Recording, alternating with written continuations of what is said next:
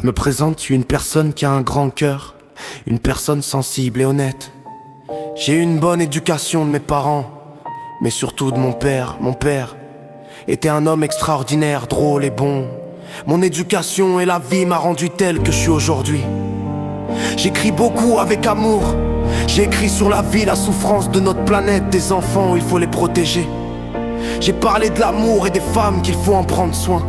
Je suis une personne ouverte d'esprit, ouverte de mots et de ressentis sur ce qui se passe autour de nous. Je suis pas aveugle mais je vois, exprime les choses sur mes textes. Aujourd'hui je peux mettre plus pour que mes messages, mes émotions sont plus forts. Malgré ma solitude, ma souffrance, malgré mon cœur, je reste seul triste.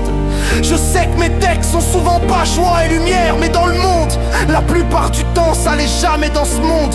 Beaucoup souffrent et seuls, beaucoup sont eus des moments difficiles, des déceptions et des pertes. Beaucoup vivent ce qu'on vit et ceux qui vivent pire dans des pays loin où t'as ni loi ni pitié. Je pense à animaux tués pour l'argent, aux mammifères qui reçoit notre pollution, notre déchets, jetés sans se dire que nos déchets tuent des dauphins, des baleines, des tortues et toute autre espèce. Je pense à nos enfants qui naissent dans un monde meurtri et qu'ils se fait tuer ou maltraiter.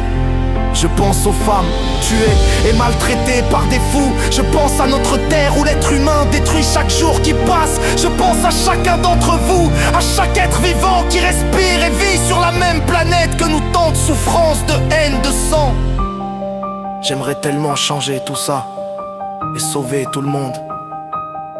Mon cœur souffre de toutes ces douleurs qui se passent autour de nous, alors que la plupart restent sourds et aveugles, égoïstes, sans s'arrêter un instant pour regarder.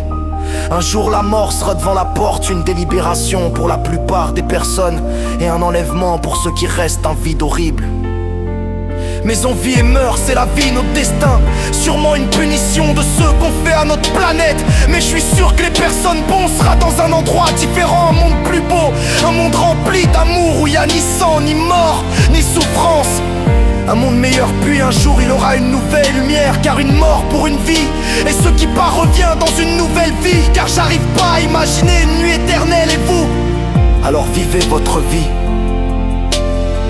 Profitez de votre famille, de votre entourage. Disez que vous les aimez, ni fierté, ni honneur. Donnez, partagez, aidez ceux qui ont besoin. Car le jour où sera votre jugement, vous apporterez rien, ni argent, ni matériel. Et ni vous, ni votre entourage pourra dire ce qu'il voulait dire depuis longtemps. Car il aura un mur qui dira juste c'est fini.